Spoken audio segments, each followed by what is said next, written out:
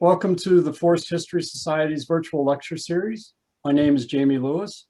I'm the staff historian at the Forest History Society. Today's topic is war and the environment. Instead of one presenter, we're having a roundtable discussion on the state of the field of military environmental history in the present, in 2021. Now, this is one of many events during Environmental History Week, and this is organized by the American Society for Environmental History. The Forest History Society co-publishes the journal Environmental History with ASEH. A little bit about FHS. FHS is a nonprofit library and archive dedicated to the collection, preservation, and dissemination of the world's forest history. We're located in Durham, North Carolina, and here's our library. Come visit. And in fact, we are hosting scholars right now, even under COVID protocols. But we're able to do this type of public programming due to our member support. And if you're not currently a member of the Forest History Society, please visit our website, foresthistory.org, and you'll find a link in the description here to our website. But please visit, explore the website. We have a lot of materials, but you have opportunity to support and join. Now, war and environment is the name of today's presentation. It's also a field of study. Now, in my opinion, there's just really no part of the planet that hasn't been affected by military activity of some sort, from the satellites orbiting above to the deepest depths of the ocean. The study of military history and environmental history in combination helps us understand the impact of military-related activities and armed forces on the environment and societies during wartime and peacetime, at the battlefront and on the home front. And war and environment is also the name of a group of historians who study the topic. And as you can see, I'm joined by them today. Members of this group will be discussing the present state of the field, important new trends and lines of inquiry, and where the subfield may be heading next. For more on this exciting subfield of history, I encourage you to check out the group's website, environmentandmilitary.com.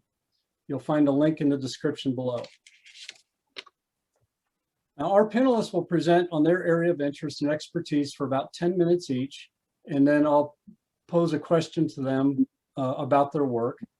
At the end, we'll bring everyone back on for a discussion about where they think the field is going or what areas that scholars really could start digging into, or some other question to get the conversation going. After that, we'll give an update on the exciting changes in store for the group's website. In fact, our first presenter will be talking about that. And for those of you who teach, you'll definitely want to check out the War and Environment website. And again, the link is in the description below. And so I want to take a second to introduce our panelists, just a quick hi, and then we'll start with our first presenter. So we have Anthony Andersson at DePauw University. We have Lisa Brady at Boise State University. Gerard Fitzgerald is at George Mason University. Keri Lambert is at Phillips Academy. And Richard Tucker is at the University of Michigan. Take it away, Tony. All right, thanks. Thank you, Jamie, for the intro. So today I'm going to talk briefly about what I see as first, the long-standing affinity between Latin Americanist scholarship generally and this topic of war and the environment. Then I'm going to mention a few recent trends that I see emerging, and I'll finish with some very quick suggestions of where I think researchers would do well to dig a little bit deeper. Oh. So Latin Americanist historians have been exploring questions about human conflict and the environment for a long time, even if no one until recently would have used those terms. One of the foundational subjects of Latin Americanist historiography centers on agrarian conflict in the region, which is rooted in the earliest days of conquest and colonialism.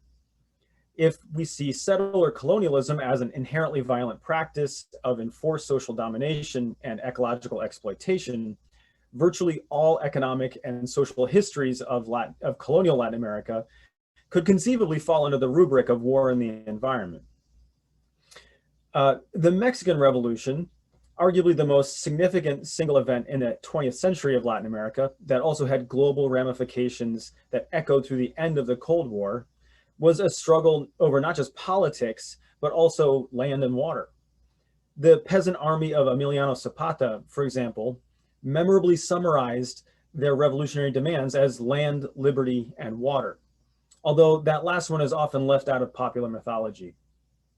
But this so-called hydraulic thesis of the origins of the Mexican revolutionary movement in southern Mexico actually appeared alongside the movement itself, but fell into a long period of scholarly obscurity until relatively recently it's been revived. In the 1970s, the field of political ecology, which I would describe as sort of like one of the umbrella categories that war and the environment fits under, if you can think of it like a Venn diagram, this would be one of the big bubbles that overlaps with this topic. Political ecology emerged in the 1970s in large part from scholars working in Latin America and the Caribbean, like anthropologists like Eric Williams, who's the apocryphal coiner of that term, political ecology, as well as the anthology, The Social Causes of Environmental Destruction in Latin America, by Michael Painter and William Durham, or edited by them. Then in the 1980s, Alfred Crosby's concept of ecological imperialism, which built on the foundations that he had previously set in the Columbian Exchange, set the parameters for a number of important works on colonial ecological violence in the 1990s, notably among them Eleanor Melville's A Plague of Sheep and Warren Dean's With Broadaxe and Firebrand. More recently, Latin Americanists studying commodities have also produced relevant work, notably on the topic of coffee and the rise of modern military states in the 19th century that, especially in Central America, were built around the dual objectives of violently securing cheap labor from indigenous peasants and converting peasant agroecologies into industrialized coffee plantations. Some of these scholars of commodities, like Paul Gutenberg, have expanded the field to include drugs like cocaine and marijuana, analyzing the production and circulation of those particular commodities both before and after the global war on drugs transformed the fields of small farmers from Mexico to Peru into battlefields in which chemical weapons were regularly deployed. Scholars like Don Paley, looking at Mexico, Central America, and the Andes, have actually theorized the systematic destruction and displacement of entire socio-ecological relationships by the drug war as a new frontier of primitive accumulation within a centuries-long process of capitalist development. Then there is disease, which played a decisive role at key historical junctures in Latin America, beginning with the indigenous demographic collapse of the 16th century and subsequent rewilding of much of the neotropical landscape. Once introduced to the Americas, old world pathogens and their insect vectors became endemic and acted as environmental constraints on the imperial ambitions and rivalries of European powers, as many colonialist scholars have examined, and is nicely synthesized by John McNeil in the book Mosquito Empires. Now, this superficial rundown is by no means comprehensive, but I think as it is, it effectively demonstrates how war and the environment have been central to the historical study of Latin America for a long time, even if we haven't called it that. Whoops. Okay, that's the slide I meant to be on. In recent years, environmental history as a self-conscious discipline has exploded into one of the major subfields in the study of Latin America. This new work builds on long-standing questions, of course, but it also takes it in some exciting new directions. Again, this is not at all an exhaustive survey. The problem of nation-state formation has been a big part of Latin Americanist historiography, at least since Benedict Andersson's seminal work on imagined communities appeared in 1983 and accelerating through the 1990s with works like Florencia Malin's Peasant and Nation and the anthology Everyday Forms of State Formation by Gil Joseph and Daniel Nugent.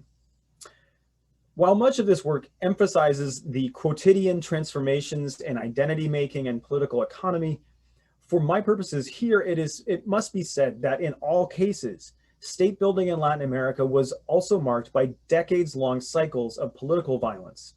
and long periods in which key institutions of governance were built under military dictatorships. The geographer Claudia Leal and others have recently expanded on this body of work on state formation to argue for the importance of environmental management within both the processes of state building and counter-hegemonic resistance to the expansion of state power in Latin America. Now, counter to many popular conceptions of the region, Latin America is now the most urbanized part of the world, with several of the globe's largest cities topping populations over 30 million, and many, many more regional concentrations of several million. So understandably then, some environmental historians have shifted their focus away from the agrarian places that are the setting for so much of the Latin Americanist historiography, and instead examining how densely populated and intensely cultivated rural landscapes were transformed into the vast metropolises that we see today. Historians like Matthew Vitz have shown how the growth and development of places like Mexico City were often the result of political violence directed at peasants and other marginalized groups, as well as revolutionary upheavals against military-sponsored modernization projects. A few historians, myself among them, have begun to explore the environmental discourses and policies of Latin America's right-wing dictatorships during the Cold War. These military regimes are commonly understood to have aggravated environmental problems by aggressively instituting neoliberal reforms that removed regulations on industry and promoting economic growth through the unsustainable extraction of natural resources. Now, both of those things are true, but in many cases, right-wing dictatorships simultaneously developed a particular brand of authoritarian environmentalism that complemented their core objectives of unrestrained capital accumulation and social control. In Argentina, for example, Jennifer Hoyt has noted the significance of urban beautification and pollution control as a symbol of orderly governance during that country's military regime in the 1970s and 1980s. In Chile, meanwhile, General Pinochet's regime experimented with market-friendly environmental policies that subsequent democratic governments absorbed into landmark environmental laws that are generally imagined as having made a clean break with the neoliberal military policies of the past. My own work on Guatemala reconstructs the mutual development of scientific forestry and the military state, which emerged together in response to the political demands of peasants for land reform. The Guatemalan forest conservation became a tool of counterinsurgency and as a means of delegitimizing peasant political claims as ecologically, and therefore scientifically, irrational. An exciting and rapidly growing line of historical inquiry in Latin America concerns climate change and its relationship to peasant rebellions. And this, of course, implies its corollary, the reactionary crackdowns on rural unrest. Javier Puente has linked fluctuations in the El Nino cycle to periods of racialized political conflict in the Andes, from the Tupac Amaru rebellion of the late colonial era to the Shining Path revolutionary movement of the 1980s. It's just one example.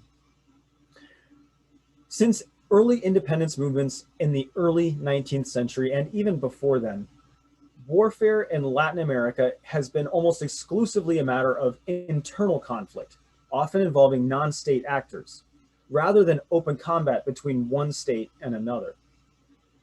It is therefore no accident that Latin American militaries are structured not primarily to defend the homeland from foreign adversaries, but rather as a domestic security force. The subject of war and the environment, therefore, necessarily takes on a distinct, if not necessarily unique, form in the Latin American context. So-called irregular warfare is regular in Latin America. How irregular warfare relates to the environment is the subject of the most recent issue of the journal Global Environment, and I suspect we may hear more about this from Richard later, with 3 out of 4 articles addressing Latin American topics. The other is about Uganda, and there's a cool photo essay about Rojava in Kurdistan.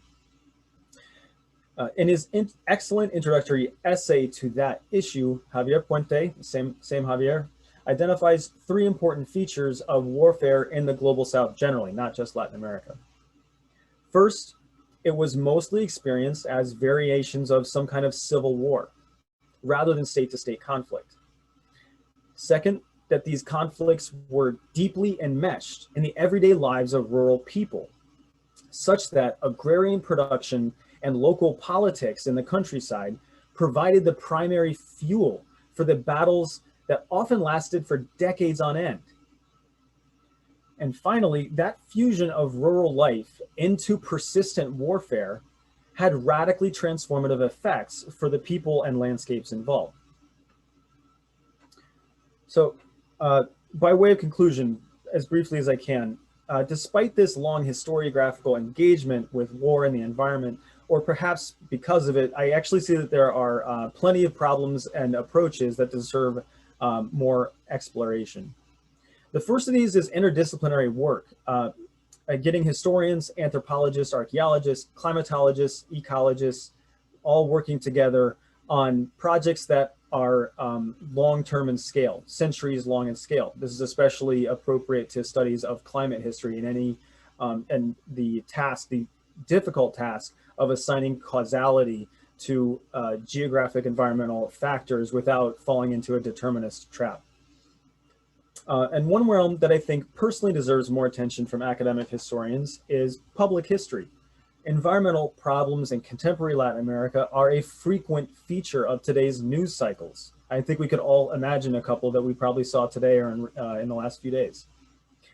But with precious few exceptions, this genre of reporting is marked by a profound historical ignorance, especially when it comes to the Cold War military dictatorships during which extractivist systems of economic production and political dominance by a tiny elite attained their current forms. And then finally, there is some work out there on this, but I think a lot more could be done with the topic of quilombos, that is escaped African slaves who formed autonomous communities, often in remote forested areas across Latin America and the Caribbean. And the various ways that they use the landscape and particular relationships with local ecosystems to build a military and social degree of autonomy from the colonial spaces that they had escaped. With that, I'm going to conclude. I think I'm over time. Thank you. And I look forward to any questions from Gerard. Actually, Gerard ceded the floor to me. But so Tony, with your work, and I failed to note at the top that you personally are looking at conflict in the tropical lowlands of Mesoamerica, commonly known as the Maya forest. I was wondering if you could tell us about your current work. Like, do you have a book project underway, or what is it that you personally are working on? Sure. And how does it fit into what you just spoke about? So the current book manuscript that I'm working on, titled "Environmentalists with Guns: Conservation, Revolution, and Counterinsurgency in Guatemala from 1917 until 2017." I might play around with that title, but this explores the long history of military state formation in northern Guatemala, where the institutions of scientific forestry formed the core of the military state and its efforts to secure control over not just territory, but people in a place that had long been at the margins of the Guatemalan state, even in the colonial era. So besides that book manuscript, I'm actually hoping to have a book contract signed by this summer on that. I've been working for a couple of years on what I hope will be the next book project on climate and the Maya, and how the ancient Maya and contemporary Maya farmers have been regularly used and misused as case studies in what some scientists describe as environmental mismanagement and sort of self-induced ecological catastrophe. and how this is actually built. It actually draws on a long tradition of colonialist practices of science and denigration of indigenous peasants' agricultural practices as inherently irrational and destructive. Well, no, wow. I mean, both those projects sound really, I'm looking forward to the one. I've been to Guatemala. It's been too long, I'm not going to admit, but a very long time ago. And so I personally am looking forward to your work on Guatemala so I can learn more. I was able to visit some of the Mayan ruins, and it's left me curious ever since as to how they lived, how they functioned, but also as I've learned about climate change and all, what impact that has. And then when you're teaching, is there anything, are there certain topics that you like to focus on in a class? And I'm not sure, and if you would share with us what environmental history classes you teach, and then how you bring the military history side of things into the classroom. Sure. Yeah, all my classes here at DePauw are environmental history classes, which is a nice situation to be in. This semester, I'm teaching a class on the environmental history of drugs called Narcolandia, and another called Authoritarianism, Democracy, and Nature, that explores the tensions between different conceptions of nature and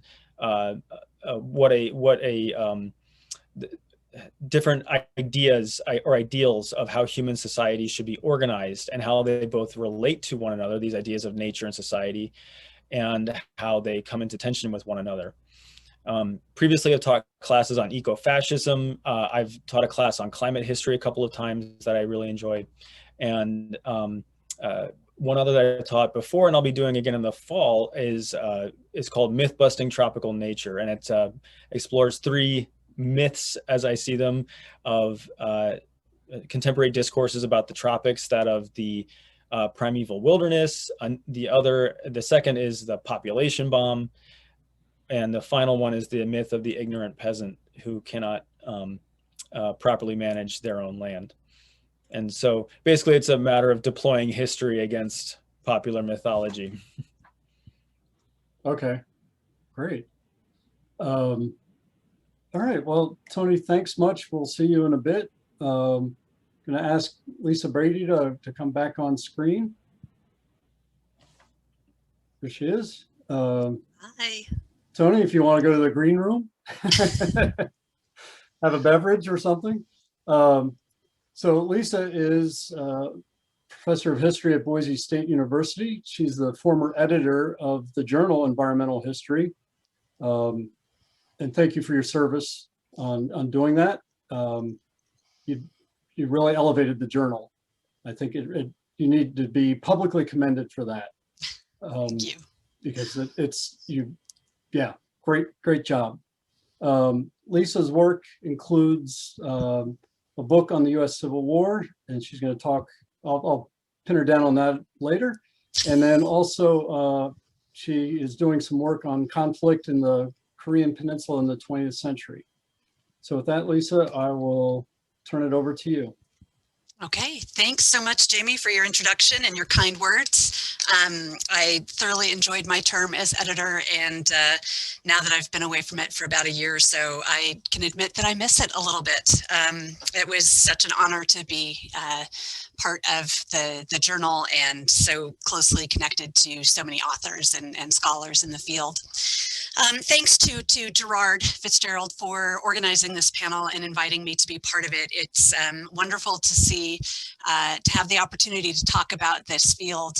It occurred to me as I was preparing my, what will be very brief remarks, that Ed Russell's book came out 20 years ago this year. So this is an excellent anniversary for us to be having this kind of roundtable discussion to talk a little bit about where things have come and where we hope things will be going. Perhaps Richard and I are among this group the best situated to say where things were since we've been involved since the beginning. Maybe dating us a little bit, sorry about that, Richard, but it's been exciting to see the field grow. And it's really just such a fascinating topic. And it's been exciting to see how many people are getting involved and the directions they're taking it. And so one of the most promising things I think that has been evolving over the last decade or so is the incorporation of the concept of militarized landscapes or militarized environments. It takes us beyond the battlefield. It takes us beyond those major conflicts like the American Civil War, like World War I, World War II, that have been such a mainstay of the field since its inception. And I love that that term, militarized landscapes, enables us to think about the connections between military activity, whether in peacetime or in conflict, how that shapes and is shaped by the natural environment. And I would like to sort of acknowledge the role of the book, Militarized Landscapes, edited by Chris Pearson, Peter Coates, and Tim Cole, with incredible contributions by Mariana Dudley. That book really sort of shifted the field away from the battlefield and to broader areas and sort of tying war into societies. And that's what I want to talk a little bit more about, is this connection between war and society. I think one of the things that our sort of subfield can really do better at is incorporating the society part of war. No wars are fought in a vacuum, obviously. They are fought by societies, on behalf of societies, against societies. And I think we can take a cue from our colleagues in military history who about 30 years ago, 35 years ago, expanded the view of military history to incorporate what they call war and society studies, or even more generally, conflict studies. And that's the direction I'd like to see our field take a little bit more. For one thing, it helps us to bring in the types of conflicts that Tony was talking about just a few minutes ago. The idea of irregular conflict, or the experiences of the civilians who are caught between the armies, or who are supplying the armies, or who are fighting against the armies in guerrilla warfare or in other ways. It allows us to think about refugees and the displacement of populations, and how that then further impacts the expanse or the consequences of war, again, away from the battlefield and onto the home front. There are great studies now on home front issues, post-war conflicts, but I'd like to see a little bit more of that. It's something that I've been trying to do in my own work on Korea, not just looking at the battlefield, in part because by 1951, the battlefield becomes fairly stagnant along what is currently the DMZ. But looking at how agrarian reform and development projects were part of the military strategy of the United Nations in South Korea to strengthen that nation in its military fight against the Democratic People's Republic of Korea. And so I think that that war and society angle, or the conflict studies angle, can be really fruitful. And here's what I really want to talk a little bit about, is that it can bring in different voices. It can bring in new perspectives. It can diversify the ranks of, if I'm going to go along with a military analogy here, the ranks of scholars looking at the intersections between war and environment. It would allow us to look at different geographic areas, say, for example, some of the civil conflicts in Africa, or, as Tony has already talked about, some of the conflicts in Latin America. Those are two areas that have been very little treated in the war and environment scholarship, and I'd very much like to see more of that beyond World War II, beyond World War I. Those are, of course, important, but I think some of these smaller conflicts, some of these more localized conflicts, can help us understand the deep connections between resources, climate change, even the sort of the political economy or ecologies that Tony was talking about, how those intersect with conflict. I think that maybe I'll stop there and turn it over to some of my other panelists here. Mine is really more of a reflective sort of talk here. But Jamie, I think you might have a couple of questions here for me before we move on to the next person. Yeah. By chance, did you think of that book title that flew out of your head, or did I just embarrass you further? Yeah, okay. Sorry. It's one of those, it'll come to you when somebody else is on screen, right? Yeah, so, yeah. That's all right. I was even on a panel with her, so embarrassing.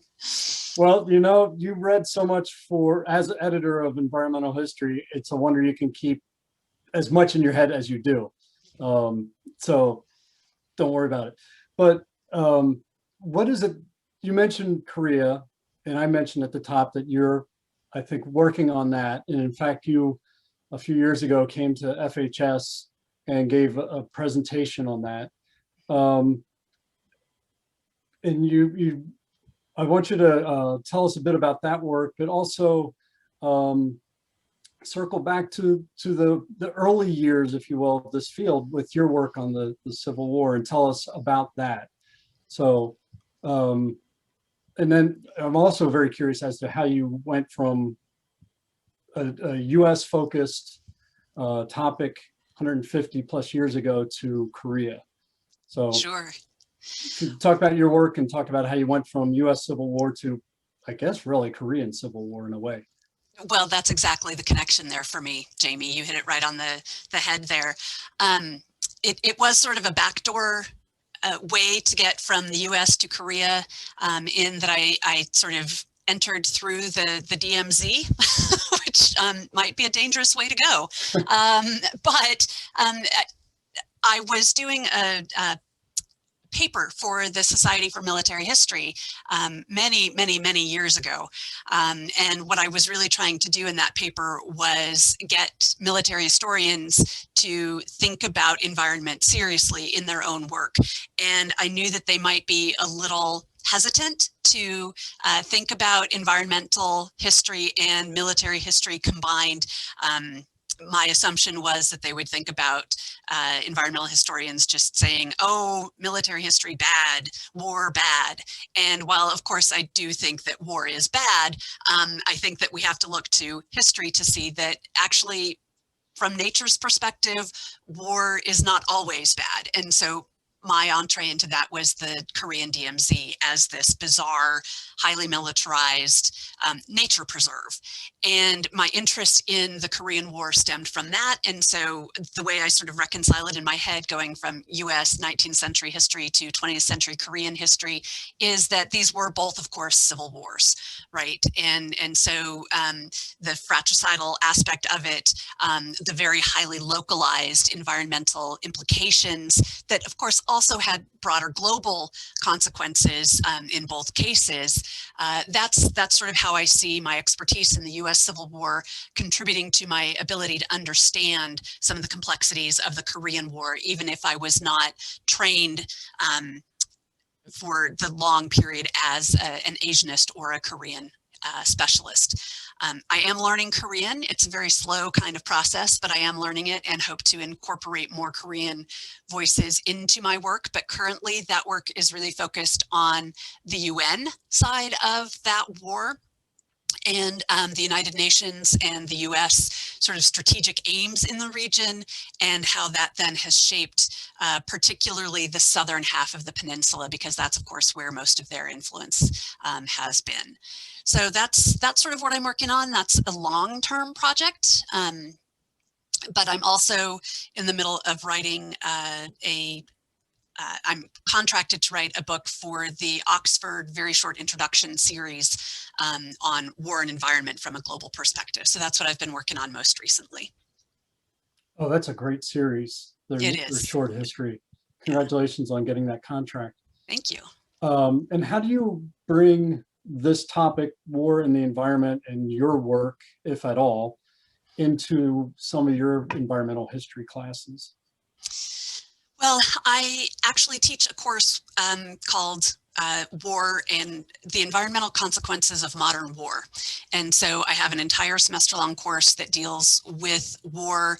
And I go from sort of the Napoleonic era all the way through to today's high-tech drones and sort of the climate implications of dominant superpowers like in the 20th century, the United States and the Soviet Union. And of course, today we talk about the rising military power of China from a climatic and sort of environmental perspective.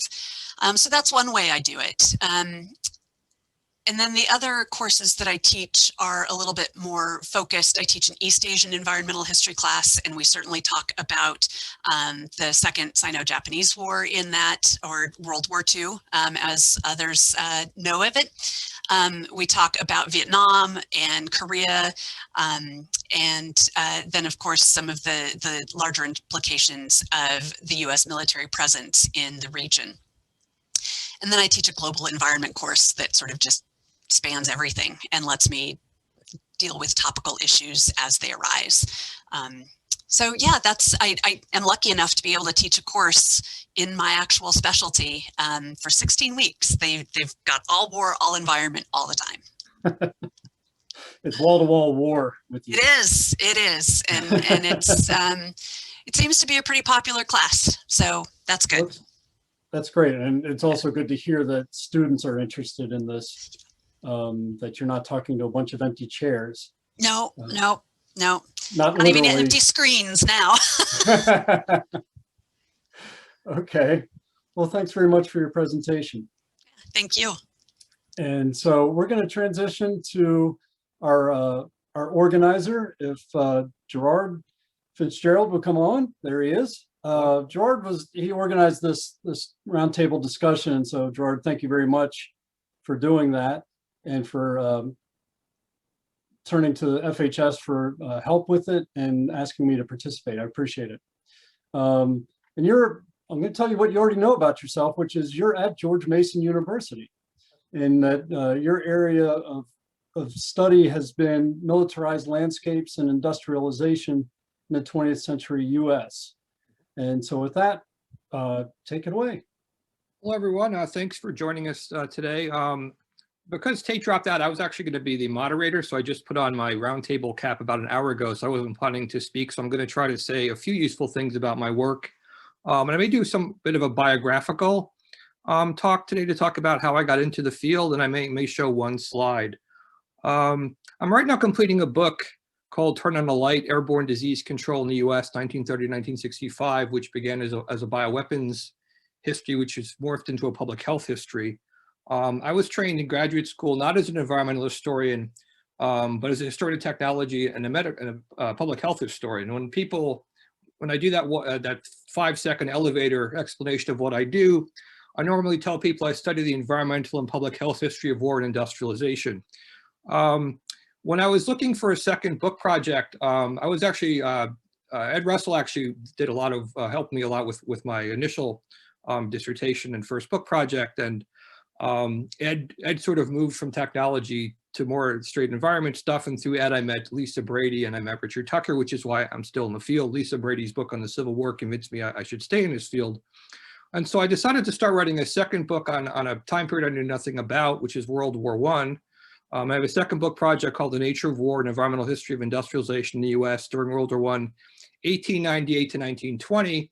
And I'm basically starting it during the Spanish-American War and going into the go-go 20s, because I've basically learned that, war is kind of a flywheel operation when you deal with industrialization and the industrialized aspects on the environment. Things actually sort of go from the interwar, like we go from the idea of peace to war is sort of flexible with respect to the environment. If you basically Google my name and look up chemical weapons, you'll find a lot of the stuff that I've done. One of the reasons I got into World War I was because years ago I was asked to write a review article for the American Journal of Public Health on the public health aspects of chemical weapons during World War I, and I suddenly became a World War I expert, even though it was the war I knew the least about. But what I want to talk about today is, with respect to where the field is, I was trained as a historian of technology and I dealt with things like economic history and business history. And I've been very sort of excited to see that like the reason I got interested in environmental questions was I could look at those problems and construct trying to solve certain kinds of historical questions in the environment, which I found much more interesting and dynamic. But I'm very excited about the fact that a lot of people now are dealing with the new literature on globalization, the literature on capitalism. I watched John McNeil's really cool talk yesterday on his new book project, which is an industrialization process. And I've always felt like I kind of got into environmental history backwards. And I felt like I was passing John on the way in, because John's now dealing with the kinds of things that historians of technology deal with.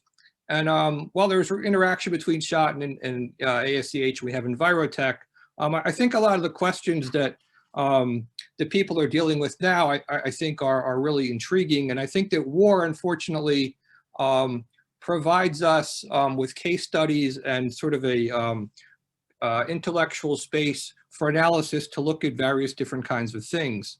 Last year I published an article which is based on one chapter on a World War I book about the freezing of New York Harbor. New York Harbor froze basically solid in winter of 1917, 1918, which affected basically sending supplies to Europe. And it's a very interesting sort of meteorological / environmental / infrastructure project.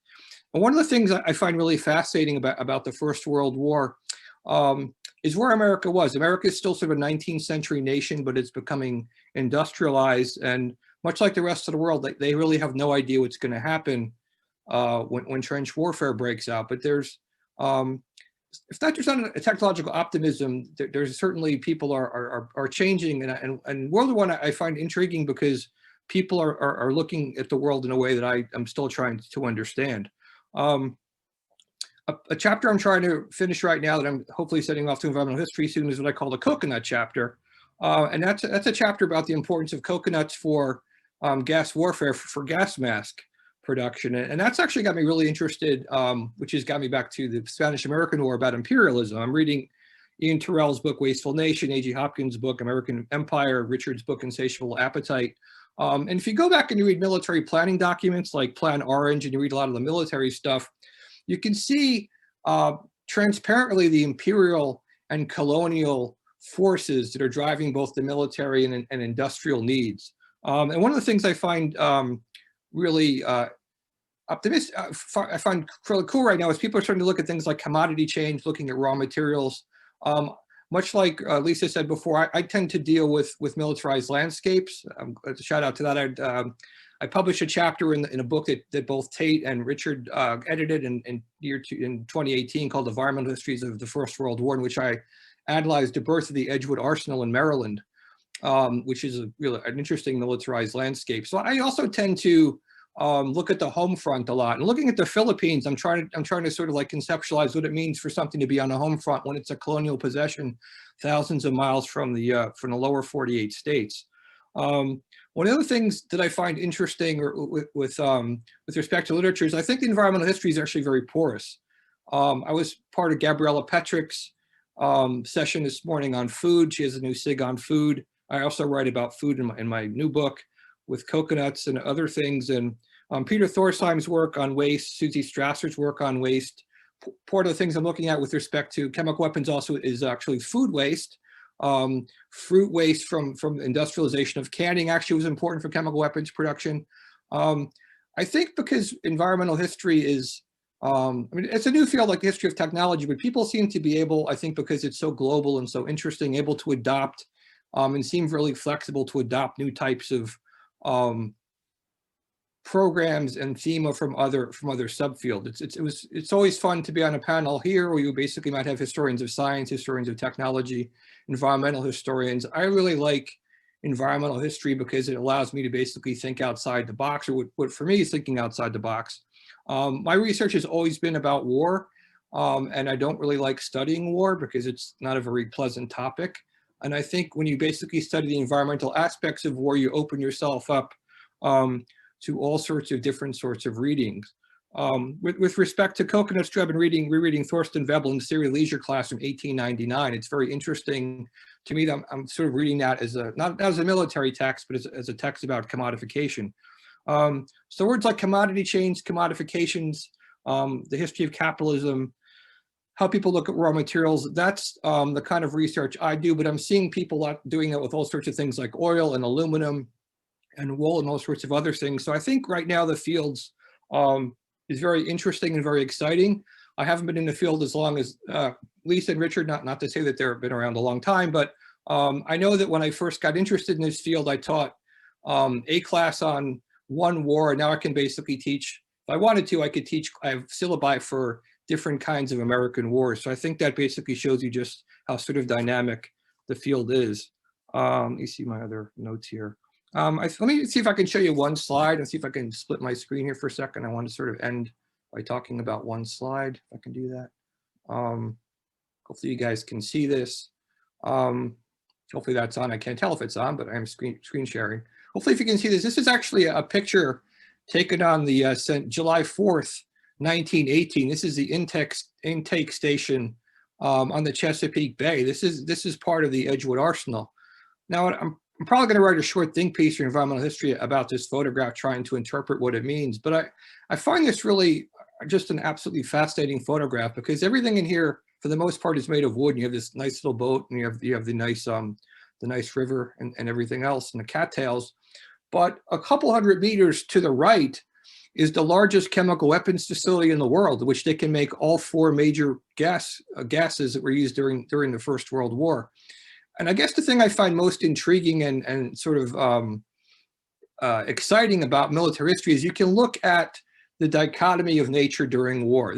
I can actually basically show this photograph to most audiences, and they wouldn't actually ever link this to chemical warfare in World War II. But this dock is part of the power plant. It's going to allow the Army Corps, what will become the Army Chemical Corps, to start mass producing phosgene and chlorine and mustard gas in a few weeks. And I think I'll sort of stop there, because I know that we have lots of other stuff to do, but I'm really excited. We're talking today, and I'll stop, and perhaps Jamie can ask me some more questions. So, thanks for that, Gerard. So you, and I appreciate your approach to this, which is describing in some detail the work you have been doing, how you got into this field.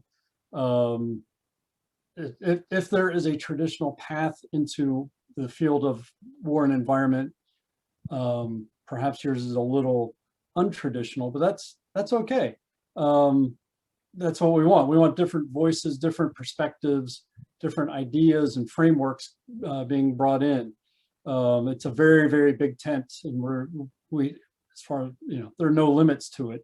One of the things I like about this field is that it does not have geographical or temporal limits.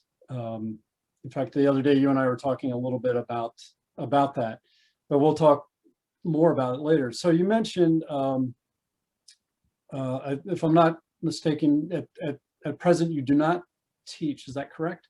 I'm a visiting scholar, but I have limited teaching possibilities. So I usually teach like every year, once a year. Like George Mason, it's kind of hard to teach your visiting scholar. But I know that when I first started, my first teaching slot was at the University of Pennsylvania. I developed a course on weapons of mass destruction, which was a fun course. So it made some of my students really sad.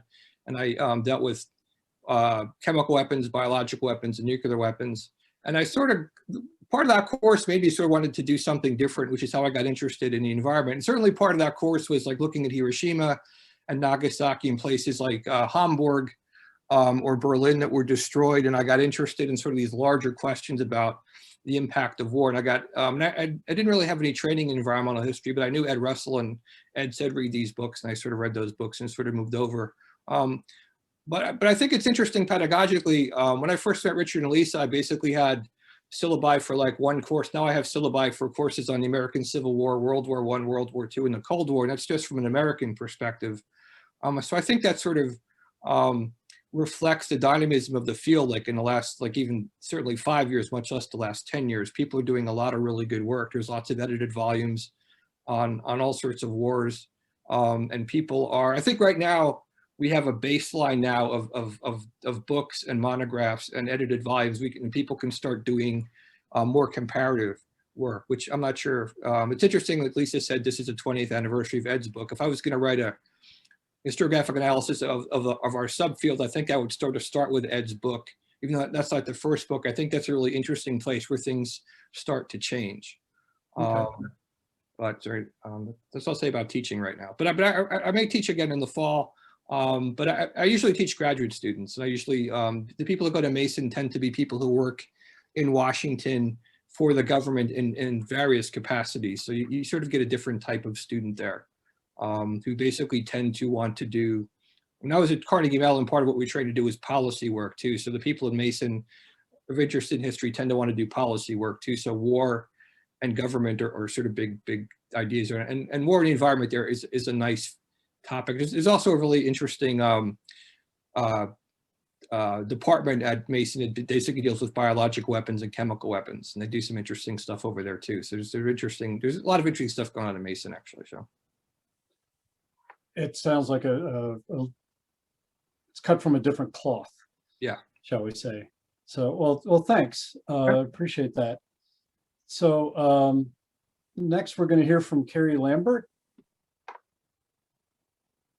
There she is. Hi there.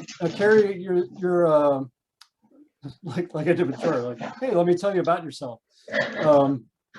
But you're an instructor of history at the Phillips Academy, and a lot of your work is dealing with, I'll just really generalize it and say Africa, so that you can fill in that giant blank that I've put there in front of you.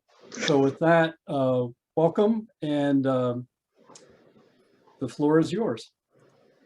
Okay, wonderful. Well, thank you so much. And thank you everyone for tuning in. So, excuse me, for my time today, I'm going to touch on two different matters. First, I'm going to spotlight some areas of opportunity that Africanists could explore related to the broad topic of war and environment that I think would contribute meaningfully to both environmental and African historiographies. And after that, I'm going to briefly propose some ideas for how to incorporate more environmental history about war and more into high school history classrooms. So with that, let's begin. I'm going to go ahead and share my screen here and adjust it so that you can see my whole screen. All right, wonderful. So with regard to the first topic, I will actually be expanding on some thoughts that I've proposed elsewhere, not in an environmental history journal, but specifically in the Journal of West African History. So I won't go into much detail at all about the findings presented in this article, but I do want to provide a glimpse of the history, basically to ground my bigger picture comments about where the field might go next. Now, it's a well-known fact that during the Second World War, with Japan's campaign across Southeast Asia, certain raw materials, particularly rubber, became increasingly scarce. Prior to the war, Asian territories had provided over 90% of the world's rubber supply throughout the preceding decades. But after December 1941, this steady flow of latex from places like Malaya and Indochina and elsewhere came to a screeching halt, leaving the Allies to frantically search for new sources of the precious wartime raw material.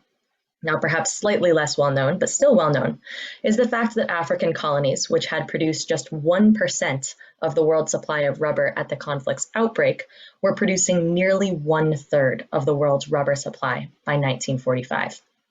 People on the Gold Coast, where the rubber industry was virtually defunct during the 1930s, responded to the rising demand for rubber by forming gangs of traveling rubber tappers who fanned out into forests to locate wild rubber sources, by resurrecting abandoned rubber plantations that farmers and investors had planted in the early 1900s, and by setting up latex processing facilities to turn all of this liquid latex into a material that could be shipped overseas to feed the Allies' war machine. To milk every last drop from the Gold Coast's rubber sources, the British colonial government militarized the colony's forestscapes and resorted to draconian methods to ensure Gold Coasters' compliance with the desperate rubber drive. So we can see a map coordinating that effort here.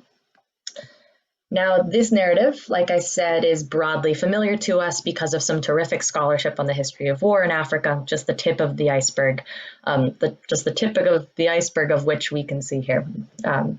Now, economic historians of Africa have long since revealed the ways in which Africa contributed to the war effort by producing rubber and other raw materials, and that work was partially driven by the impulse to make African history relevant to world history. Social and political historians of Africa have likewise long since shown how and why the war's impacts on African livelihoods and economies contributed to Africans' anti-colonial nationalism that ultimately led to the decolonization of places like the Gold Coast. And environmental historians, too, have shown the myriad ways in which raw material production and extraction drives during the two world wars dramatically altered landscapes far afield from the front lines of the war. So in this sense, we've seen that historians have considered questions around war related to natural resources, labor, livelihood, landscapes, and empire, and more. But what recent scholarship in African history suggests is that we, as historians, need to do more to complicate narratives of extraction, devastation, and victimization in favor of narratives that highlight ingenuity, aspirations, and mentalities. We need to write histories that remind us that Black minds, values, and ambitions matter. And I think that the environmental history of war presents historians with opportunities to do exactly this. Now, I'm about to do something a little unconventional by invoking non-environmental history before an environmental history audience, but I hope that you'll bear with me. Neither historian Bianca Murillo or political scientist Adam Getachew work on the environment, but their interventions are vital, I think. So in her 2017 monograph, Marketing Counters, Dr. Murillo challenges the way in which economic histories of global capitalism have too often overlooked how African men and women have understood their positions in relation to exploitative world systems. Drawing on critical race and gender theories to inform her analysis, her book points out that Africans have always historically cultivated sophisticated ideas about the global, national, and local circulation and accumulation of capital. In so doing, she flips the script of a great deal of economic historiography to provide an Afrocentric understanding of economic worldviews. In the 2019 monograph, World Making After Empire, Dr. Getachew similarly flips the script of global history by showing how African intellectuals and political leaders undertook a process of world making in the mid-20th century. She explores how even though Europeans created the imperial world order, thinkers whose homelands were dominated within that world order could still be the authors of global political thought that could be both creative and combative with Western thought, and not merely reactive or derivative. Now, these authors don't really touch on war or the environment, and they aren't necessarily often considered alongside one another. So why am I highlighting their interventions here? Because I think what together they show us is the urgent need for historians, including environmental historians, to move in the direction of finding ways to take much more seriously the discerning ideas, worldviews, and aspirations, the very habits of world making undertaken by people in the places that we study. So this raises some questions. What then does this mean for environmental historians who study war? What would an Afrocentric environmental history of war look like? What value does the environmental history of war have to Africanists? There are tons of ways to approach this question, or these set of questions, but I'm going to raise two core thoughts here.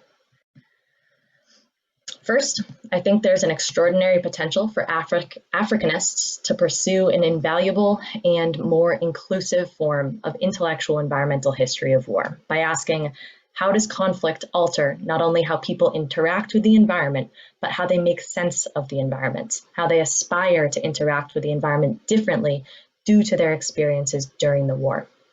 For instance, with regard to the rubber campaign in the Gold Coast that I mentioned earlier during the Second World War, it's not enough to show that the campaign decimated the colony's existing rubber sources, and it's not enough to show that people became hypercritical of the British colonial government because of its problematic policies and pricing schemes during the war. Instead, within this frame that other scholars have proposed, and I'm reiterating here, it's necessary to look more deeply into how Gold Coasters made sense of this wartime extraction, and how, in particular, they began to imagine new political, economic, and environmental possibilities in light of this wartime extractive commerce. Indeed, Gold Coasters' involvement in the rubber campaign during the Second World War inspired them, in fact, to sow the seeds of domestic industrialization, literally by planting rubber trees and striving to permanently revive the colony's rubber agro-industry. Whereas British policymakers staunchly expressed that Gold Coasters should not produce rubber after the war, Gold Coasters believed that it could help diversify the colony's cocoa-dependent economy. It could help industrialize its cities and help the colony to become less dependent on manufactured imports. Thus, the wartime drive effectively sparked a new grassroots campaign in the minds of its participants to ensure that rubber would become part of a diversified economy that could eventually substitute imports, bolster citizens' livelihoods, and strengthen national sovereignty. This wasn't just an idea either. Farmers literally worked to cultivate a post-imperial world by planting rubber farms during and immediately after the Second World War. So what I'm proposing here is that environmental history of war need not focus on extraction, degradation, or conflicts themselves, or conflicts sparked by the resource curse, which gives us the term blood diamonds, for example.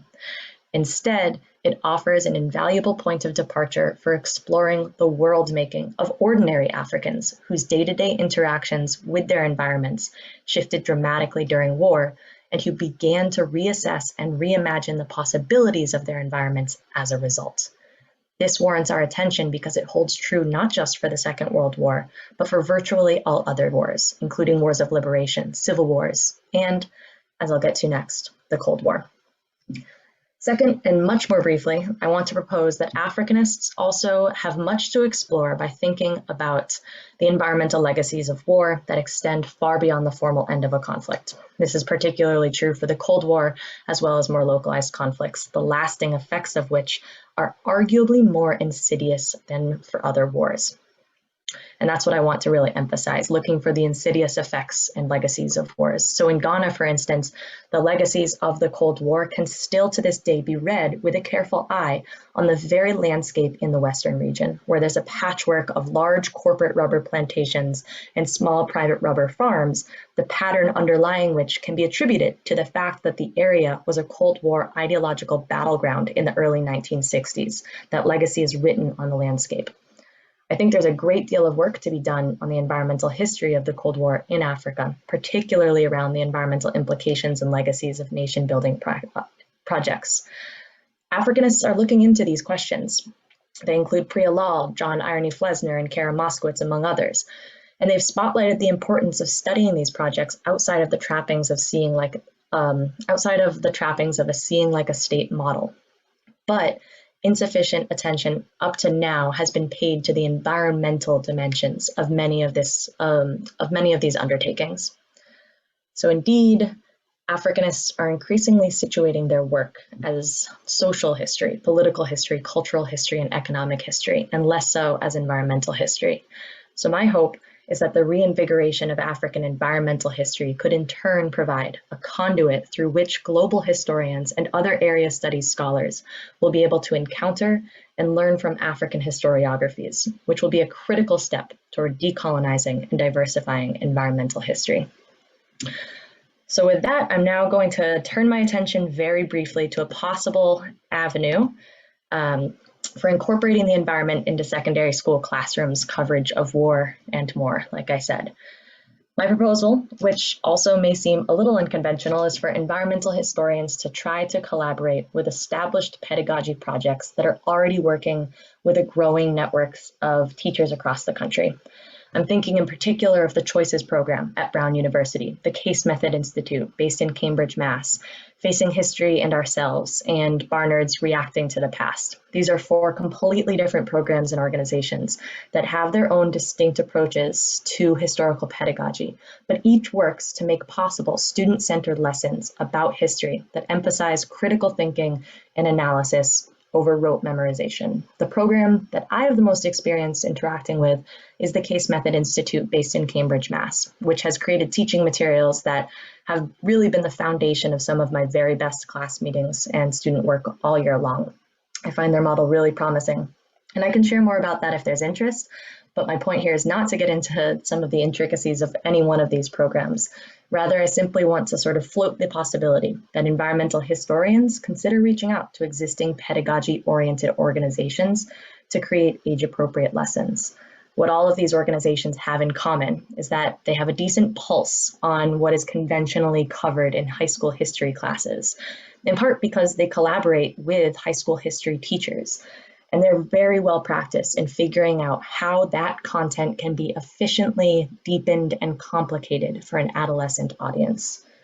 Considering that most US history teachers realistically cover the colonial period, or sometimes even the pre-colonial period, through to the post-Cold War era in a single school year, I'm sad to say it may be unlikely that we will devote too much space in our courses to environmental factories if they're isolated from the other course content. But if teachers have terrific teaching materials that incorporate an environmental awareness into the topics that they otherwise would need to cover, I think teachers would be thrilled, and I think their Gen Z students might be even more so.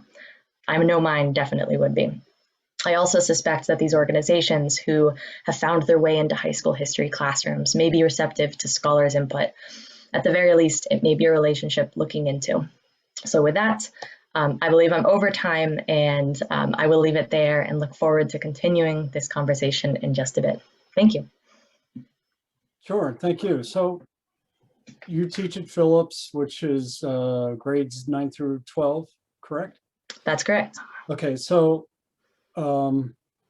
this is a very specific question, but I think I hope it helps those watching. With public schools, there's the perception anyway of having to teach to the tests. Is this something that you have to contend with? That's kind of basically a yes or no, but then, and it's more of a curiosity question. So I'll let you answer that, and then I'll follow up. The answer is no, not really at all. Even when students express interest in taking the AP US History exam, it's more put up to the students to cover all of the material that they'll need to know for that exam than it is up to the teacher to cater to that desire. Okay. Well, and you brought up a really great point and challenge for so many teachers, which is getting that information that you and you've offered pathways forward with these suggestions. But wow, how do we encourage this change? And I apologize for putting you on the spot and suddenly making you the spokesperson for thousands of teachers, right? But do you have any thoughts on how we can cause or contribute to a sea change in thinking? And for all the rhetoric out there about, oh, we must celebrate our history, how do we actually talk about the history at these grade levels? I can certainly not be much of a spokesperson at all for other teachers. I've only been teaching at the high school level for a year now, but before I arrived at Phillips Academy, I did work for an organization, and my role in that organization was geared toward figuring out how to translate scholarship in a way that would be legible, accessible, and meaningful to high school audiences. So I have done quite a bit of looking into other such pedagogical organizations in addition to the one that I worked for, and trying to understand what was working, what was popular with teachers. And the organizations that I mentioned are four that are not just off the top of my head. I know teachers here who think highly of several of those organizations, and I also know that those organizations work with teachers across the country. So the how ultimately is a question that, I mean, that's the question of the hour. How do we get teachers to be able to be in a situation where they can move away from the textbook stipulated by their county or by their town or by their city or their state, and using teaching materials that might provoke more critical thought and critical reflection on shared histories?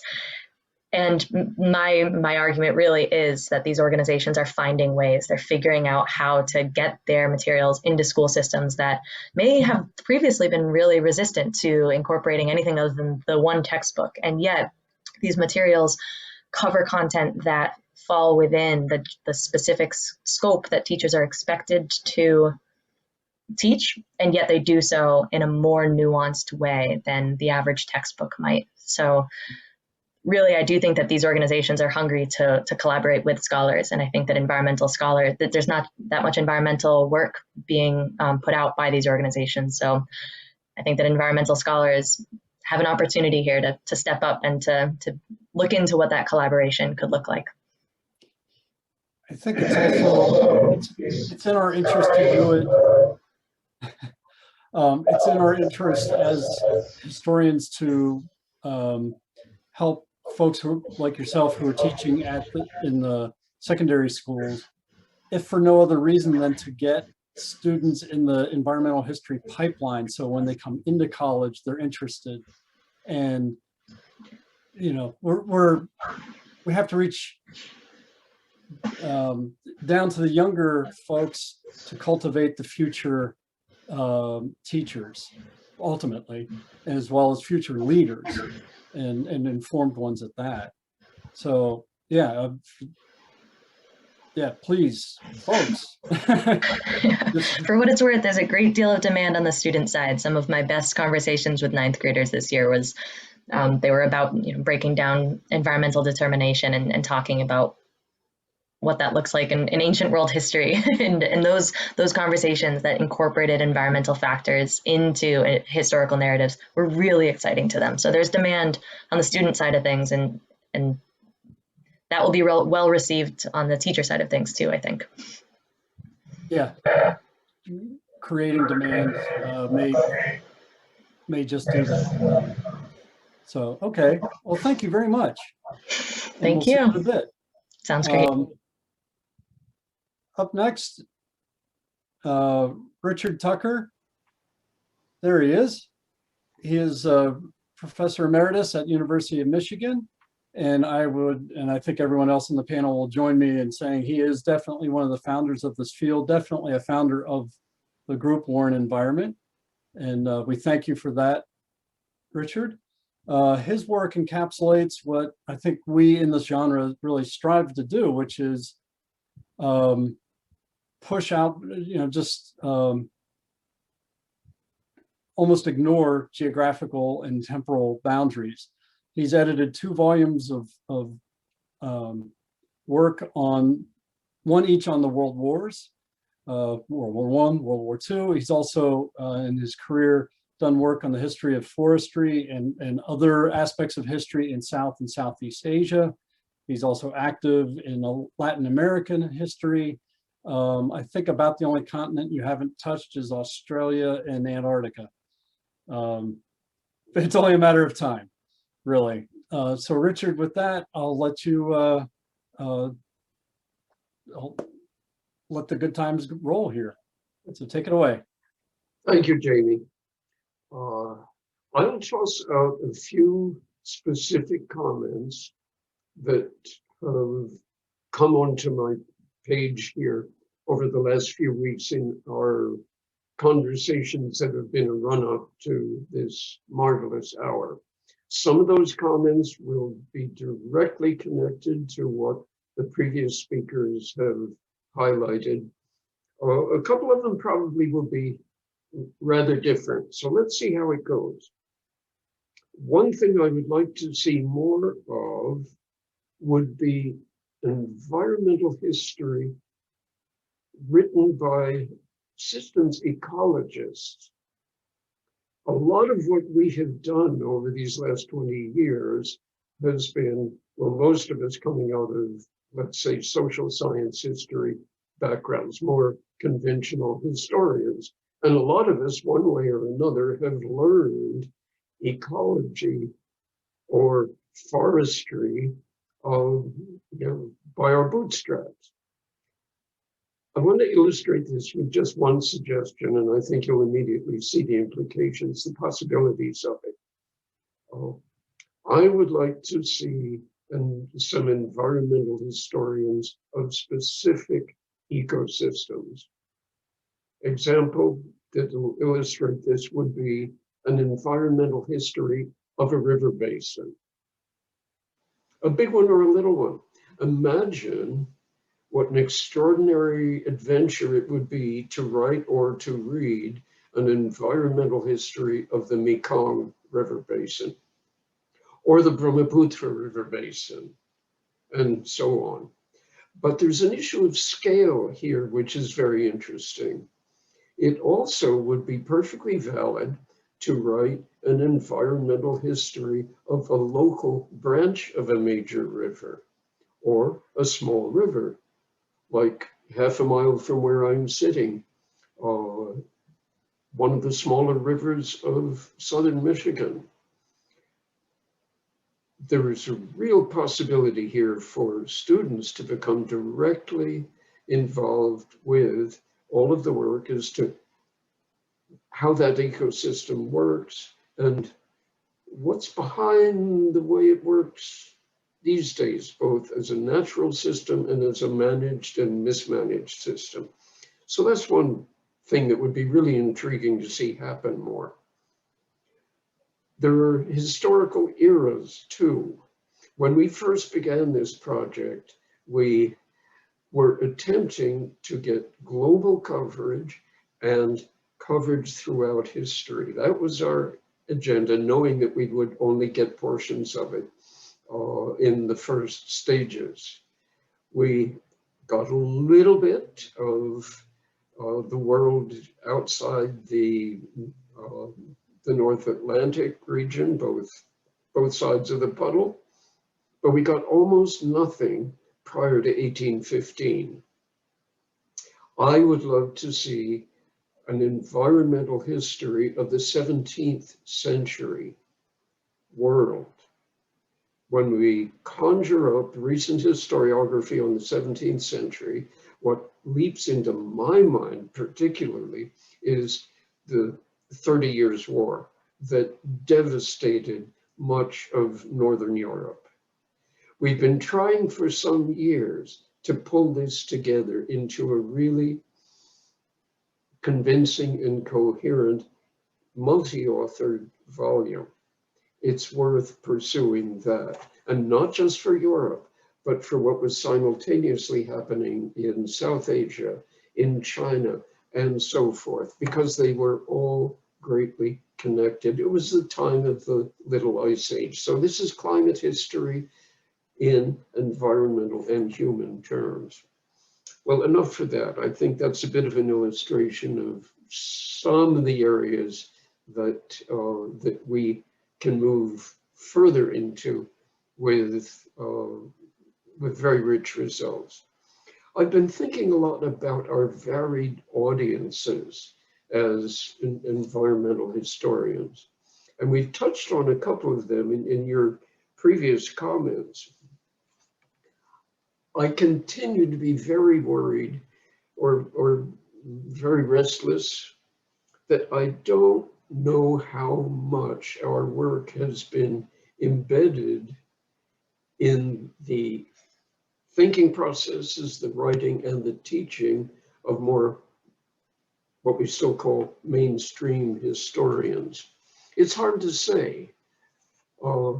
Here's the multi-author volume on the First World War. It's a global coverage volume, which was such fun to work on with 8 or 10 colleagues. Tate Keller's work on this, too bad Tate can't be with us today, but his work in writing the elegant introduction, for example, marvelous. And Gerard's work with his rigorous chapter on the work in chemical warfare in the US, particularly at Edgewood. That chapter in his presentation to the military historians has attracted a lot of attention. And in fact, to our astonishment, this book won the Society for Military History's prize as the best multi-author book of the year a couple of years ago. It indicates that we're learning how to speak in a language that colleagues in other important disciplines respect and engage into. finding the common language is important. But more recently, about a year ago, was our multi-author volume on World War II in the US. And again, there's a lot of well-written, innovative perspectives in that book, including, now that we've said thanks to Ed Russell, the ASEH president this year, for all of his initial work in helping this project to emerge. I'll also thank his successor, Sarah Elkind, because she has a potent chapter in this volume on the politicization of natural resources and environments through local politics in Southern California, which shaped the entire post-war economy up to today in this country. Beautiful stuff. Sarah deserves recognition as she takes over the ASEH presidency for very creative work in this area. And she has taught a course, incidentally, on warfare and the local area in the San Diego area, in which she boldly started out the semester saying to her students, what should we talk about? Here's a subject, how about our local area? And the whole syllabus developed in response to that initial conversation.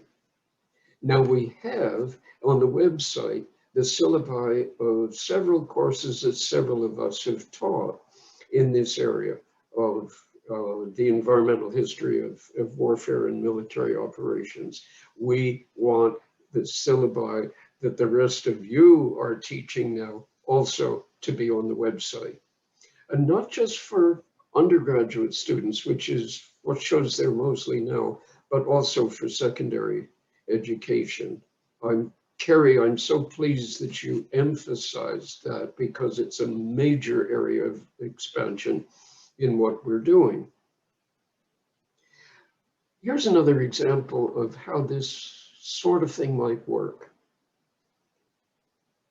Recent authors of single author, single volumes on the American environmental movement since it emerged in the 1960s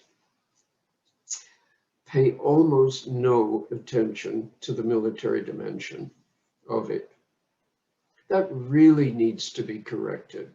Now, the multi-author volumes on the environmental history of the Cold War era have done very, very good work in this. But if you're a single author, most of them not professional academic historians after all, but these are books that environmental activists refer to. And they say almost nothing about the military dimension of it. We need to work more somehow in integrating this in the consciousness of environmental activists, of students, and of colleagues, and of journalists and all. It's a wide-ranging variety of audiences that we can, I think, very satisfyingly work with. Let me jump to a couple of other issues, one of which is basically expanding a little bit on what we've already been talking about in the last hour. The other one is quite new. Wars. When does a war end? What's the immediate aftermath of a war, if we can determine when it ended? Oh, Versailles, at the end of World War I, that's easy. Or is it? The war went on in Russia for several more incredibly important years. The war went on until active conflict stopped in various places. When did World War II end? Summer of 1945, except not in Greece, where the bloody aftermath of that war continued for another 3 years. Or China, another 4 years. Or Indonesia, another 4 years. And this in turn, of course, takes us to the issue of legacies and the issue of how you know and when you know the story of a particular war is complete. I've talked with Lisa and some of the others in this marvelous group of half a dozen of you who have written so well recently on the US Civil War. And I've said, which one of you can take on the following 15 years and write an environmental history of 1865 to, let's say, 1880? It'll be a highly significant thing when that's done.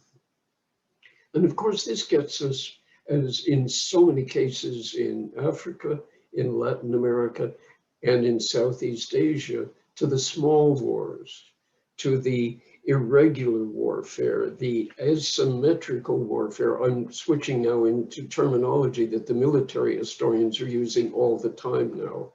Major work on small wars published recently. And we can really engage in that sort of discussion with our colleagues among the military historians. There is an additional problem here, though. Out of the 50 or 60 civil wars since 1945, and there are very good collective volumes written on all of that, pulling it together, but out of those, I don't know one that was exclusively an internal conflict.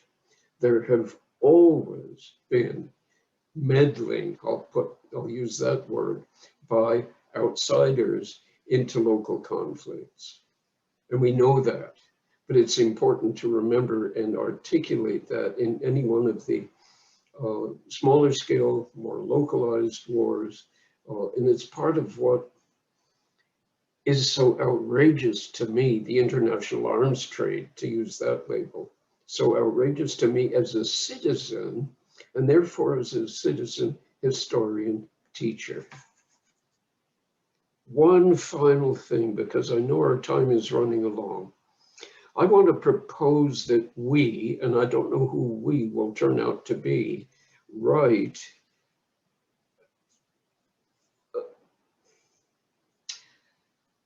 specific studies and an overall synthesis on the place of the military in fossil fuel history, or the fossil fuel, the carbonized history of the modern world.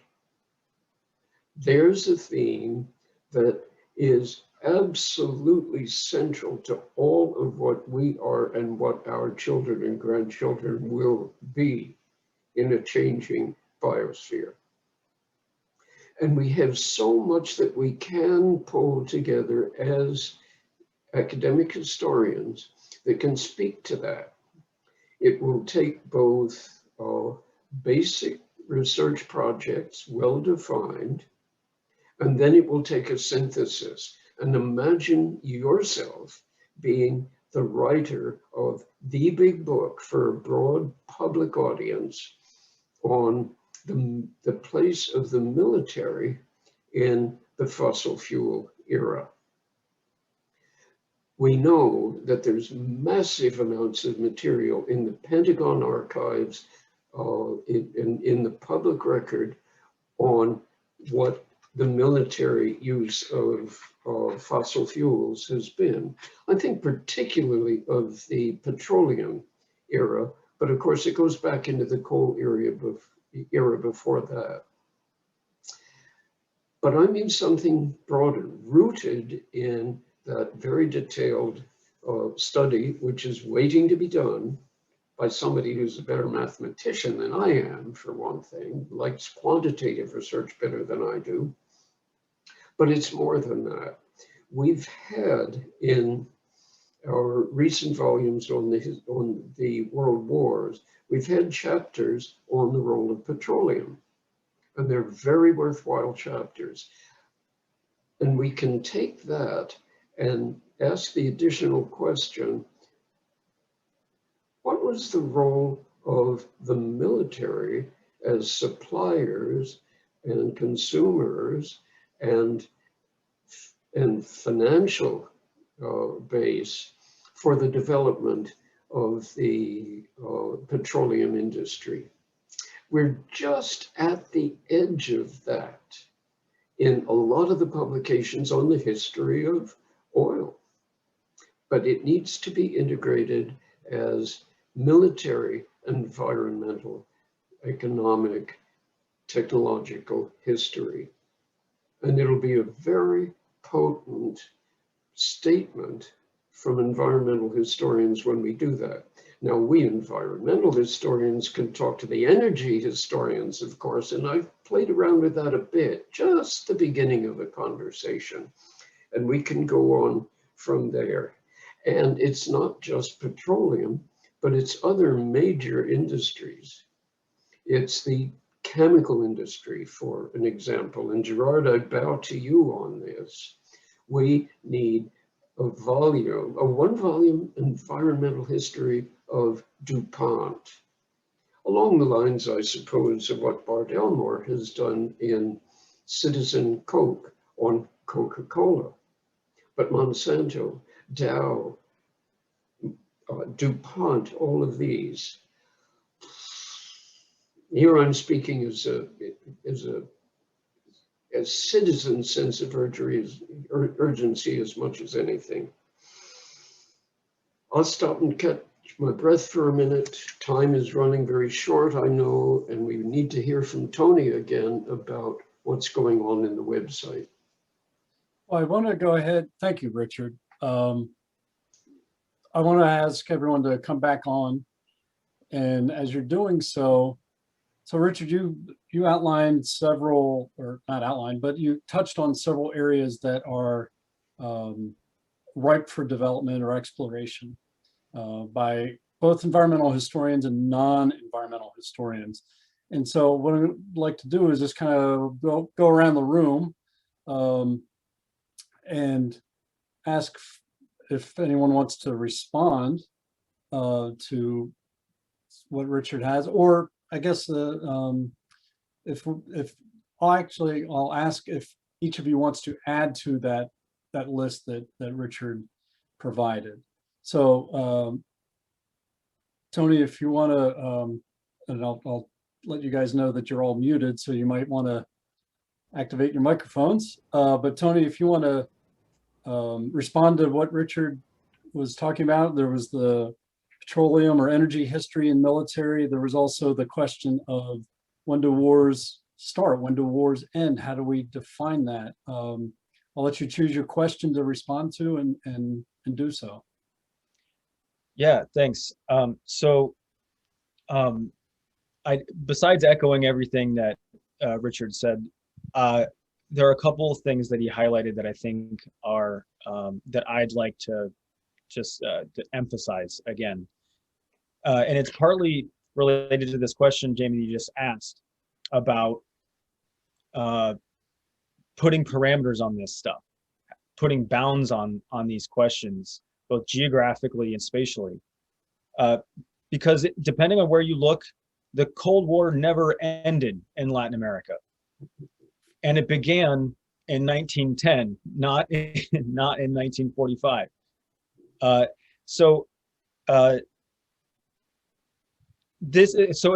Again, this relates to this other point that he mentioned of how none of these internal conflicts were ever perfectly contained locally. They were almost always defined by external meddling, as he put it. And that's really important, that just because the primary actors we see on the stage and the local landscapes that we're interested in appear to be sort of bounded, that they're always wrapped up in much bigger processes. Whether that's the geopolitical rivalry of superpowers during the Cold War, or regional power rivalries between neighboring states, or even factions within different states. This is something you see in Latin America all the time. One group of elites in Argentina sponsoring death squads in Central America, just as one example. I just want to emphasize that these global and regional interconnections are something we always need to be attentive to, and also that they don't always correspond perfectly with this sort of level of the nation state. It can be groups within or even beyond those borders. So I'll leave it at that. Okay, thanks. Lisa, if you want to chime in and respond, and feel free to also bring what Tony just shared into your conversation if you wish. Sure. Yeah, I think that there are a lot of different angles that we can take. Certainly looking at war as a global process rather than a local process. I think all wars are, to a certain extent, global because of, certainly since the 16th century, right? With the transference of resources, the spreading of various diseases, of all of those things that sort of connect us all to one another. So, I mean, that can take us to an extreme, right? If we say that all wars are global, and then we can, we start to lose some focus. But I think acknowledging that is important. Going to something that Richard talked about, when do wars end? Well, the war that I study has not yet officially ended, not even militarily, right? So, you know, some are a little bit more clear-cut than others. Others, if you look at the legacies of them, they go on for decades. Good grief, we are still, in a cultural way, fighting the US Civil War today in the United States. And I think part of that does deal with the aftermath of that. And Richard wants a book of the post-war years, the Reconstruction years, and Erin Stewart Malden's book, Unredeemed Land, is an excellent example of that. Her book is fantastic, and it directly ties the problems of the Cotton South to the war itself, and then the failures of the war to significantly change the lives of African Americans in that region. And of course, that ties into today as well. And I guess while I have the floor just for another minute, I think one of the things that we also need to think about is that there are others working on this. You know, the petroleum aspect or the fossil fuel aspect, geographers have been examining this, the connection between war and fossil fuels for quite some time. And the military itself has actually done some research into their contributions to climate change and their reliance on fossil fuels. In fact, the United States Air Force it uses more fossil fuels than many nation states. It is one of the largest consumers of fossil fuels. And it's just one branch of one nation's military. And so that data is out there. Those data are out there. And the very last thing I want to say is that what I'd really like to see is the diversification of our voices. I think Keri has brought in some really important ways that we can do that by bringing in folks who study African history, maybe not military history specifically connected to environment, but bringing in some of these other conflicts or aspects of conflicts that can help diversify the voices. And certainly Tony's work too, and all of those working on Latin America as well. It's really important to me to know that there are people out there who are interested in aspects of conflict and environmental implications of those conflict, that they feel included in this discussion, that they are part of this discussion. I hope that younger scholars, newer scholars, because not all newer scholars are younger, some of us get started later in life, right? This is an open door, and we encourage you to bring your work and talk to us and share with us the great things that you're doing that might not seem directly pertinent to a specific military conflict. That's my diversity pledge and sort of call there. Thank you so much. Okay, Gerard, you want to weigh in here? First, I will second Lisa's comment. Unredeemed Land is a great book. It's a really important book, and I think it addresses the kind of questions Richard's been talking about. My dissertation advisor wrote the definitive history of DuPont. It's like 900 pages. I'm not sure he'd want me to write a little miniature version. But I know actually the World War I book to me is a series of industrial case studies. I've been looking at the railroad and chemical industries, and I'm finding a very different worldview than we're going to see during World War II. It's kind of more provincial, but people actually are laying the groundwork for stuff that's going to happen later. And they're actually not being very patriotic. They're always sort of basically looking at the bottom line. But you're starting to see, I think we always basically think about the academic military industrial complex as starting during World War II. One of the things I argue in the World War I book is starts during World War I. But I'm very interested in finding localized studies for corporations. We're actually writing a chapter right now about a chemical plant that was in Virginia that was built during World War I. It was built very fast. I mean, the reason I basically have the new book title World War I from 1898 to 1920 is because Richard talked about 5 or 6 years ago. I mean, wars start before. I mean, wars are being fought continuously, and basically the way nation states prepare for war or make plans for war are continuous, actually.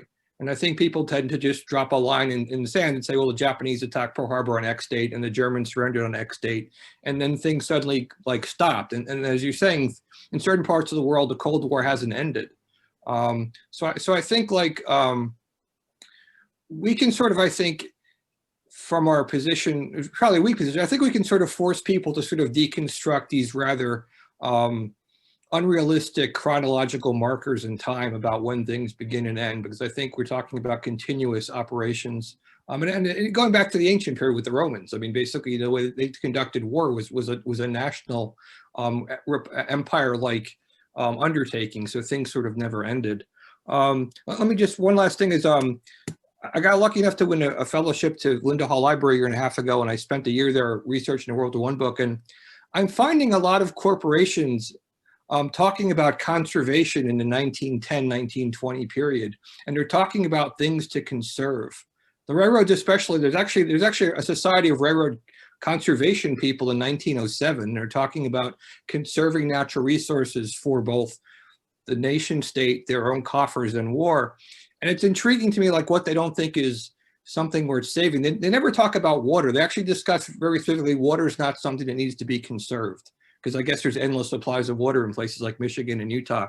But I think the stuff Richard's talking about is very interesting, but I think we can sort of push from our direction to sort of disassemble or deconstruct some of these.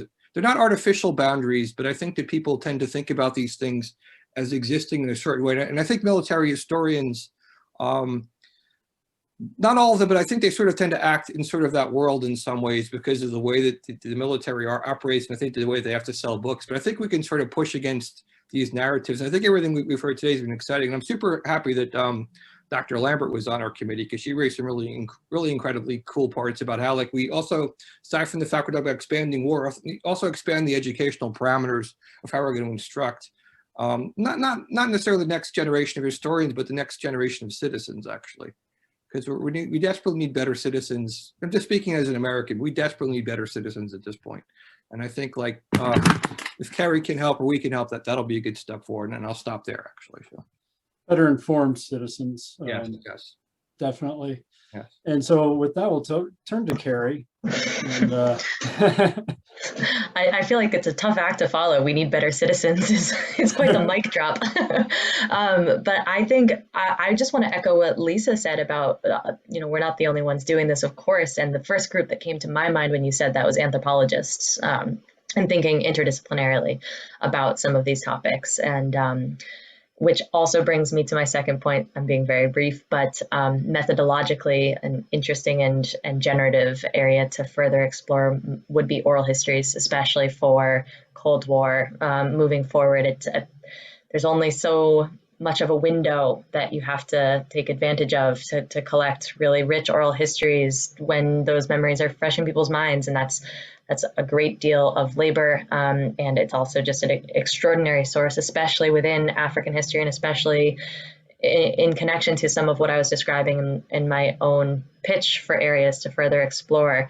A lot of what I was describing you can't find in conventional archives, and oral histories of war and the environment would just be another very broad direction that I hope scholars are ready and eager to move in. Okay. Richard, you want to, was there anything, any field or not field, but any area you felt like we haven't yet touched on that folks might want to think about? I think at this point I had better yield the rest of my time to the gentleman from Guatemala. Well, before we do that, I want to circle back to one thing you pointed out. You suggested that somebody could do a history of a specific, environmental history of a specific place. And of course, as you well know, people have been writing environmental histories of a specific river or lake or that. So I think you may have been alluding to putting it in, looking at a place through the lens of military environmental history. One topic that Gerard and I had a conversation the other day, and an idea that came up was, what if you looked at the environmental history of a single naval vessel? And I have to credit Gerard with sparking that idea, because he said one area that he hasn't seen much work on is that in the intersection of naval history and environmental history. But the idea was, if we look at the history of going back to, literally to where they are mining the minerals or cutting the wood or both, that goes into the construction of a ship, the environmental history of building the vessel. And then it's presumably wartime actions. If you selected a vessel that ultimately is sunk, you could then trace it all the way through to its environmental history and impact on the ocean floor or a lake, a lake bed. If you think about all the naval battles that have occurred on lakes. So there's some opportunities, just different approaches like that. It's a narrow one, it's a monograph, but boy, there's some dissertations waiting to be written with that. I think Gerard touched on, he did, the ancient Rome. There is work being done on the eras before the Reformation and Reformation and Enlightenment periods. But an idea that Gerard threw out there was, and we have talked about long histories here where it might be 50 years, 70 years, but what if you were to explore the history of a place? So this is, again, touching on Richard's idea, say in the Mediterranean world, where it was an ancient battlefield, a battlefield of antiquity, but then is fought over many times, over many centuries.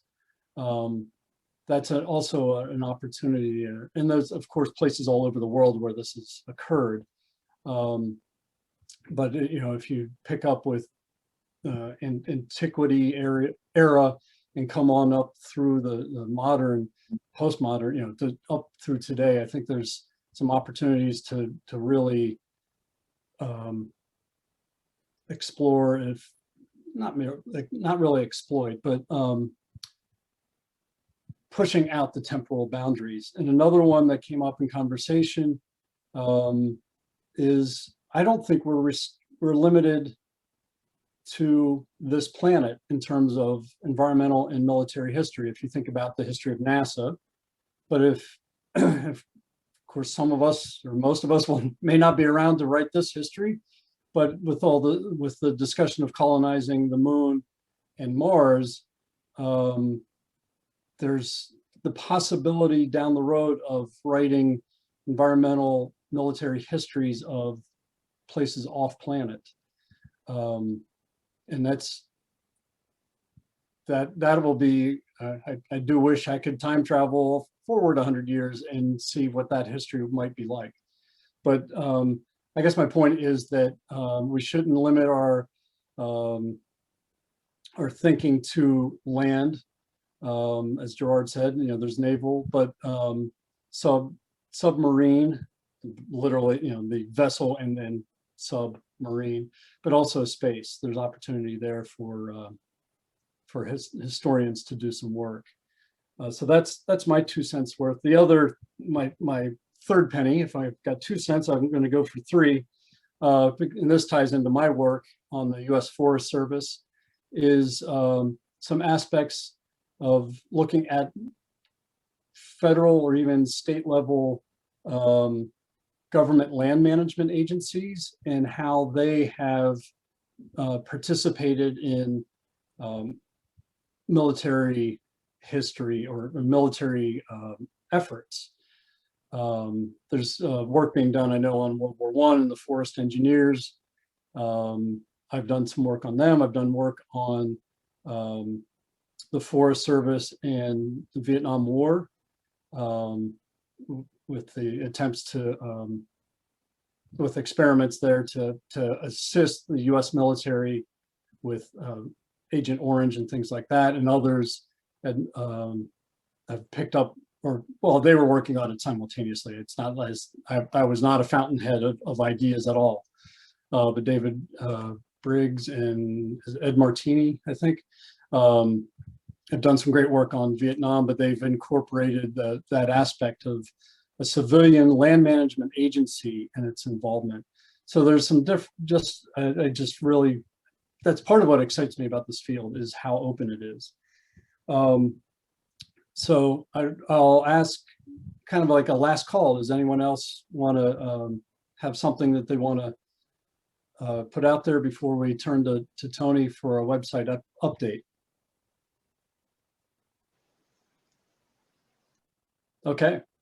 I will thank you all now, but for your time and your contributions here. And Tony, if you want to fill us in on the website, remind us of the URL and the work that you're involved with. Yeah, so here you are. I hope you guys can see this. The URL is down there at the bottom. So for the last couple of years now, a few of us have been, including a few people here on this panel today, have been talking about a sort of a reboot for the Environment and Military Network that we've recently decided is gonna involve a little bit of rebranding, at least in terms of the website, that we're tentatively calling Project Sobek, which is named after the ancient Egyptian god of the Nile, which was who was simultaneously responsible both for the Nile's annual flooding as well as the Pharaoh's army. So there's our little godly embodiment of our project here. So in terms of the plan for the website, this is going to involve a new visual layout. If any of you are familiar with something like Project Arcadia from the European Environmental History Society, or other websites like Age of Revolutions or Not Even Past from the University of Texas, that's the kind of general visual aesthetic that we're going to be aiming for. And that will, of course, involve a major investment in a more dynamic and lively blog, as well as a new podcast that is going to feature new work from, we hope to focus on emerging scholars, junior scholars, and maybe even graduate students. And this will be a way to feature some of their research that maybe hasn't yet been published or has just been published, and this will be another forum for them to promote that work. The podcast, we're going to be, it's going to be an interview format that that I will be hosting, and maybe at some point we'll find some other hosts along the way. But we just want to give an opportunity to draw out some of the more the broader implications of some recent work. Again, focusing on junior scholars. So this is, again, an opportunity for people to promote work they've already done. So it's a minimum of time investment in terms of maximizing your audience and getting a little bit of extra attention. The success of this is going to depend on the quantity and quality of contributions we get. So what I'm saying here, this is a solicitation for anybody listening to please contact us with your ideas, anything you'd like to contribute to this website, to the blog, or if you'd like to talk about it on the podcast, any new work that you've yourself put together, or even if something that you put together a long time ago and you'd just like to get it out there and reaching specific audiences, not just of environmental historians, diplomatic historians, or military historians, but also a broader pool of educators, and hopefully that includes post-secondary educators, high school teachers. As Richard said, one of the things that we hope to revitalize is the teaching section. We have a few things up there, kind of like teaching units and a couple of syllabuses. We're going to be adding a lot more to that. All of this should be ready for launch, hopefully within the next few months. But it's going to depend on how much we receive from interested parties. So the success of this, oh wait, there it is going to depend on that. So please send in your stuff. There's a submission form on the website, and you could just email either me or anyone else on this panel. You should be able to find, you can check out my website, TonyAndersson.com, 2 S's in Andersson, and contact me there, or via my email on DePauw's website. So I'll leave it there, and we'll hopefully have something to show everybody in the next couple of months.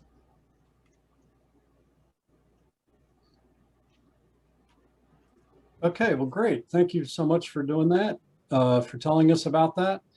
I'm going to, and Tony, and I'll also thank you for the work you're doing on the website as well. That is no small undertaking while also teaching.